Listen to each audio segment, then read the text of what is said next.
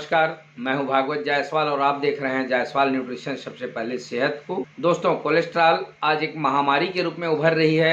महिला हो, पुरुष हो या छोटे छोटे बच्चे हों, उनमें भी कोलेस्ट्रॉल बढ़ती जा रही है। ऐसे में कोलेस्ट्रॉल के बढ़ने का जो प्रमुख वजह है वह है अनियमित खान पान या फिर लाइफ स्टाइल, जो हमारे शारीरिक गतिविधियों को प्रभावित करके हमारे शरीर में कोलेस्ट्रॉल की मात्रा को बढ़ाने का काम करती है। दोस्तों, ऐसे में जानना बहुत ही आवश्यक हो जाता है बिना किसी रुकावट के कोलेस्ट्रॉल को हम कैसे कम करें। तो दोस्तों, आज के वीडियो में जानेंगे कोलेस्ट्रॉल को कम करने के लिए आसान योगासन को। दोस्तों, हमारे पूर्वजों ने या कहें कि आदिकाल से योग को पूरे शरीर के स्वास्थ्य के लिए बहुत ही बेहतर माना जाता है। योग हमारे दिल की सेहत के लिए बेहतर माना जाता है। नियमित योगासन करने से खराब कोलेस्ट्रॉल को बाहर निकाल करके खराब ब्लड सर्कुलेशन को ठीक करने में और हमारे शरीर से खराब कोलेस्ट्रॉल एलडीएल को बाहर निकालने में मदद करते हैं। इस कड़ी में पहला जो है वह है सूर्य नमस्कार। दोस्तों यह 12 चक्रों का योगासन है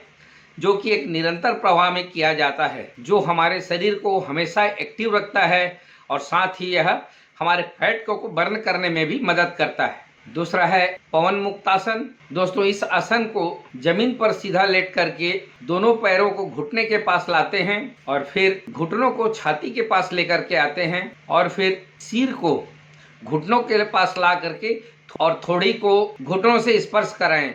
फिर पुनः स्थिति में आकर इसे 2 से 3 बार रिपीट करें। इस आसन से फैट और पेट की गैस दोनों को कम करने में सहायक होती है। तीसरा है सेतु बंधासन, जिसे ब्रिज पोज भी कहते हैं। यह हमारे हृदय और रक्त संचरण के लिए लाभकारी होता है। इस आसन में आप पीठ के बल लेट करके अपने घुटनों को मोड़कर पेट और सीने को ऊपर उठाते हैं, जैसे कि हम कोई ब्रिज हों। चौथा है भुजंगासना, जिसे कोबरा पोज भी कहते हैं। इसकी खासियत है यह पाचन को सुधार कर पेट की चर्बी को कम करता है। इस आसन में पेट के बल लेट करके दोनों हाथ सामने लाते हैं और फिर नाभि से ऊपर, नाभि और सीने को ऊपर उठाते हैं जैसे कोबरे का फन हो। यह आसन रीढ़ की हड्डी को भी आराम देती है और थकावट दूर करने में भी मदद करती है। पांचवा है शलभासन, लोटस पोज। इस आसन में पेट के बल लेट करके शरीर के ऊपरी और नीचे के भागों को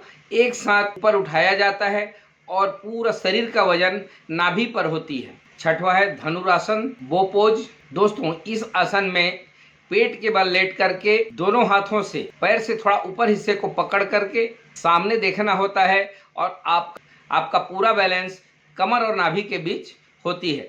आसन के जो फायदे हैं, यह हमारे दिल, लीवर और गुर्दे को मजबूत करने का काम करती है। साथ ही यह हमारे पीठ की मांसपेशियों को भी मजबूती प्रदान करती है। और दोस्तों, सातवां है वज्रासन। यह खाने के बाद किया जाने वाला बहुत ही सरल आसन है। इसमें हमें दोनों पैरों की एड़ियों के ऊपर बैठना होता है। खाने के बाद इस आसन को करने से गैस और डाइजेशन में सुधार होती है। साथ ही साथ यह शुगर को मेंटेन रखने में सहायक होती है। तो दोस्तों, अगर हमारे शरीर की लीवर सही हो, गुर्दे सही हों, दिल सही से काम करे, ब्लड सर्कुलेशन सही हो और हमारा डायबिटिक कंट्रोल में रहे, इसके लिए इन आसनों को आप लगातार करते रहें और अपने कोलेस्ट्रॉल, खराब कोलेस्ट्रॉल एलडीएल को कम करने में यह सहायक होती है। इसलिए अपने डेली रूटीन में योगासन को जरूर शामिल करें। साथ ही साथ आप सही न्यूट्रिशन भी लें, कार्बोहाइड्रेट्स को कम करें और अच्छे कोलेस्ट्रॉल एचडीएल को बढ़ाने वाले पोषक तत्वों को अपने आहार में शामिल करें। दोस्तों, साथ ही कुछ सावधानियां हैं, जैसे कि प्रेगनेंसी के दौरान योगासन करने से बचें। अगर आपके हड्डी में किसी भी प्रकार की समस्या है या फ्रैक्चर है तो अच्छे प्रशिक्षक की देखरेख में करें। आपके योग करते समय आपके शरीर में कहीं पर भी टीस हो, दर्द हो तो योग को रोकें और जब भी आप योग शुरू करें, शुरू में थोड़ी थोड़ी करें, फिर धीरे धीरे इसके समय को बढ़ाते जाएं। दोस्तों, आप स्वस्थ रहें, तंदुरुस्त रहें, जुड़े रहें जायसवाल न्यूट्रिशन सबसे पहले सेहत के साथ। वीडियो पसंद आई हो तो लाइक करें, सब्सक्राइब करें, कमेंट्स करें। धन्यवाद।